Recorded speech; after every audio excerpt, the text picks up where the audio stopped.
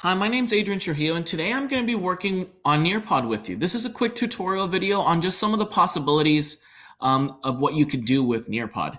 Here is the home page. I got here by going to nearpod.com. I also tried it on an iPad and a Chromebook, so as long as you have access to the internet, you should be able to get to it. There's also an app that if you like using that, it works very well too. When you first get here and you create an account, you're automatically a silver user.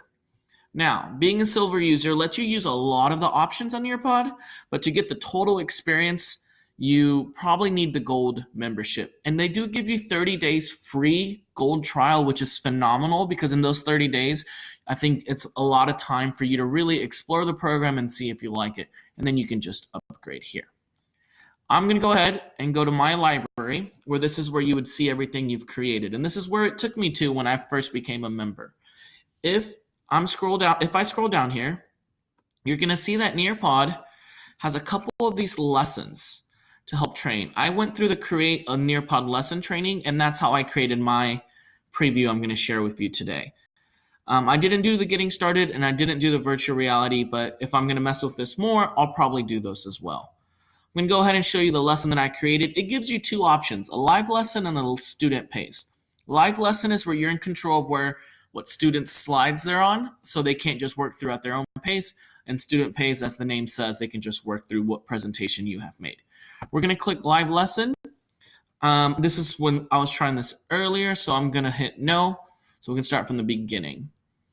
Here is the code that you can share out, put on the board, link it, put it in your Google Classroom. When your students type in this code or anyone types in this code, they will be taken to your lesson. I had my wife type this in and she joined my lesson as a student. Here's my first slide. It's just a presentation slide. Welcome to Nearpod, talking about blended learning. And then I have about 9 slides in here, and they're all a little different because Nearpod slides give you a lot of flexibility on what you want to do. My first one, and this is one of the slides you could only use if you're a gold membership, I found these pre-made simulations, and this is all about mixed numbers. So if that's a standard covering, you can use that. The next slide was a pre-made video over robotics, which I just linked to it, and it's a different slide once again. This was awesome. This was just like a discussion board where here's the question I put on the board. What concept in this unit do you find the most? And then my students, who's ever logged into the lesson, can start typing in, sharing images, and they'll just start popping up for all my students to see and for me to get instant feedback. Here was a draw it screen. My students have Chromebooks in class, so they would be able to use the touchscreen to show how to break down 1 2/3 into fourths. This was a quiz. I just made up a problem, 7 plus -12, and then as the students submit their answers, there was 3 choices, A, B, or C. It'll show me who's getting them right and who's getting them wrong. I will also show that down here. I have hide student names. I think that might give my students a little more confidence in knowing that if they're getting the answers wrong, not everyone's seeing it. You could also put it to see students' names if you want them to see each other's work. Here is just an open-ended, they get a text box option. How would you explain to someone the need for common denominators and subtraction fractions? Just another type of slide they can make. And then at the end, I have just a slide where I put some information that I wanted to talk about.